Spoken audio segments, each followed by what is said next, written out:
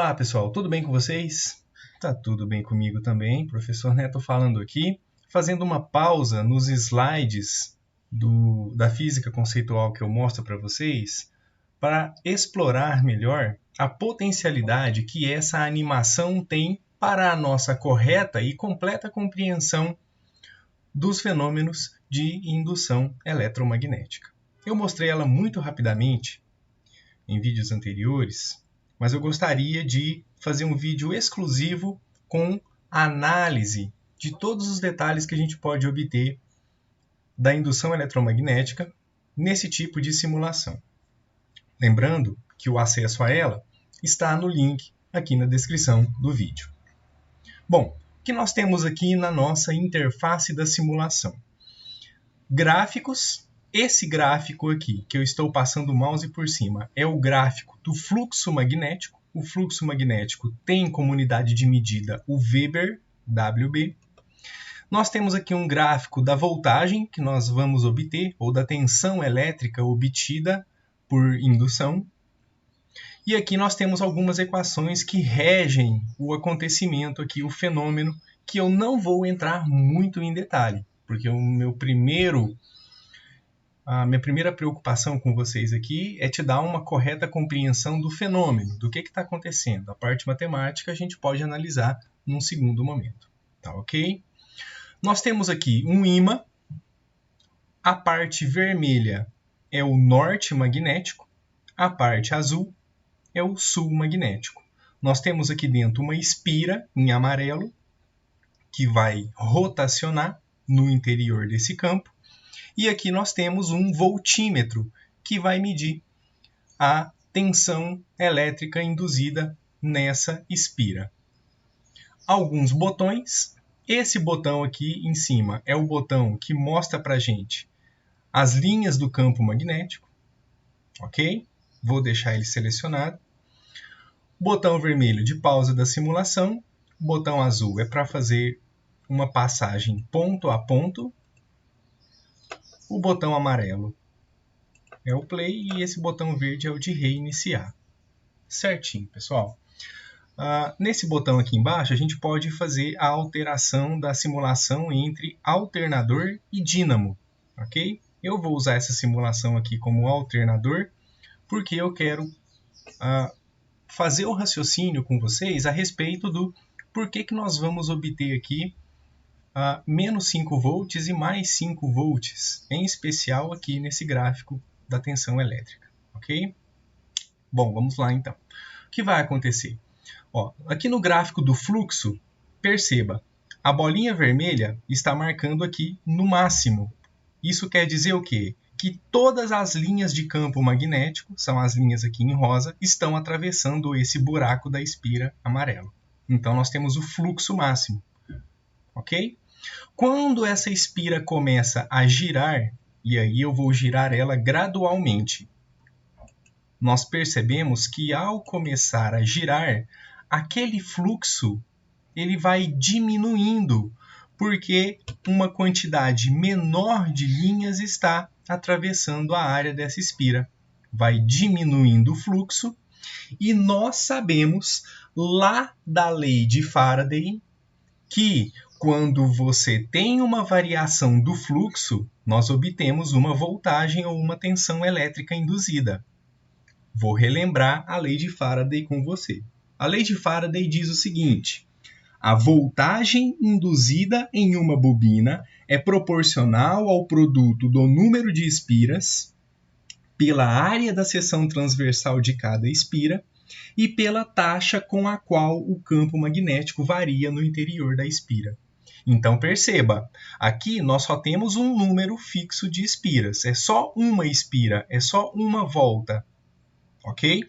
Aqui nós temos também uma área constante, ok? Que é a área dessa espira retangular aqui formada por esse buraco nesse fio aqui em amarelo. E o que está variando aqui não é o número de espiras, não é a área, mas é o fluxo, a quantidade de linhas que atravessa esse buraco dessa espira. Então, a espira vai mudando de posição, rotacionando no sentido anti-horário, E quando ela vai rotacionando, as linhas de campo lá dentro dela vão diminuindo, indicando aqui nesse gráfico em vermelho. Se as linhas de campo estão diminuindo no interior da espira, você começa a obter uma voltagem ou uma tensão elétrica induzida, que está aqui nesse gráfico e está começando a crescer, porque está começando a ter variação. Ok? Vamos rotacionar mais um pouquinho. Continua rotacionando, vai diminuindo cada vez mais esse fluxo vai diminuindo até chegar numa posição em que a espira está na posição horizontal. E aí você tem aqui o fluxo zero, ou seja, quando a espira está totalmente na horizontal, aqui eu passei só um pouquinho, as linhas de campo não atravessam aquele buraco, mas aí a gente chega na nossa tensão elétrica induzida máxima, ok? Que seria aqui o valor de 5 volts. O que vai acontecer é que, a partir desse momento em que a espira estava na horizontal, a área da espira começa a crescer novamente e mais linhas de campo vão atravessando essa área da espira. O que vai acontecendo então? O nosso gráfico ele vai mostrando aqui uma variação. A gente chega nesse máximo. Ok? Então a gente tem o máximo de linhas de campo atravessando o interior dessa espira, e como nessa posição aqui, com a espira na vertical, a gente não tem mais variação do fluxo, a gente tem uma voltagem zero, ou uma tensão induzida igual a zero. E aí, continuando, a espira vai rotacionando, a área vai mudando, e aí o fluxo vai mudando, a voltagem ela vai sendo induzida conforme vai modificando a área. No entanto, esses valores eles sempre estarão alternando entre o máximo e o mínimo, que aqui no caso eu selecionei, menos 5 e 5 volts. É claro que isso acontece de uma maneira bem mais rápida, ok?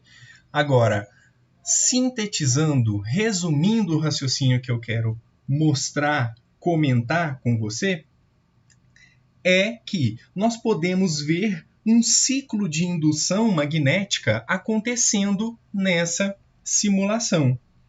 Você pode observar que quando a espira é girada nesse campo magnético, ocorre uma variação do número de linhas que atravessa essa espira em amarelo. Quando o plano da espira for perpendicular às linhas de campo, que é essa situação, ok? Quando esse plano dessa espira for perpendicular a essas linhas de campo, nós temos um número máximo dessas linhas aqui em rosa, atravessando o interior da espira. Quando a espira gira, ela efetivamente vai cortando essas linhas de campo mostrado em rosa. E aí, quando isso vai girando, a espira ela fica em paralelo com o campo, que é essa posição, certinho? E quando ela fica em paralelo, nenhuma linha de campo vai atravessar esse plano ou essa área dessa espira. Então, essa rotação ela continua, ora aumentando, ora diminuindo o número de linhas envolvidas pela espira, de uma maneira cíclica, com o máximo de taxa de variação do número de linhas envolvidas ocorrendo quando esse número é nulo.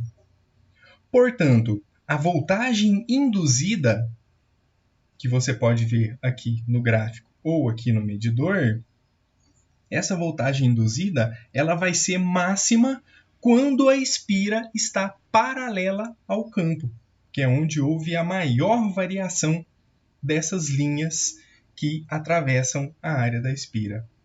Agora, como a voltagem produzida por esse gerador. Ela fica alternando, como está indicando aqui o ponteiro. A corrente gerada é uma corrente do tipo alternada, daquela que a gente já utiliza nas nossas casas. Essa corrente alternada, ela pode ser transformada em uma corrente contínua, mas ela chega nas nossas residências aí com uma frequência de produção relacionada à frequência do giro desse gerador, que é de cerca de 60 Hz, ok? Ou seja, são 60 giros por segundo, que é muito mais rápido do que está sendo mostrado aqui na simulação. Bom, eu espero que com esse comentário aqui eu tenha te dado mais argumentos, te ajudado a compreender esse fenômeno aqui de indução eletromagnética e produção dessa corrente elétrica e dessa tensão elétrica induzida, que não é simples de ver. Você não tem a obrigação de compreender na primeira explicação, e eu acho que essa simulação aqui te ajuda bastante a compreender as características de tudo que está acontecendo de maneira mais detalhada, passo a passo. Se você tiver qualquer dúvida, deixa um comentário no vídeo. A gente retoma com os próximos vídeos as discussões de indução eletromagnética com o livro de Física Conceitual. Eu agradeço a sua atenção até aqui. A gente se encontra no próximo vídeo.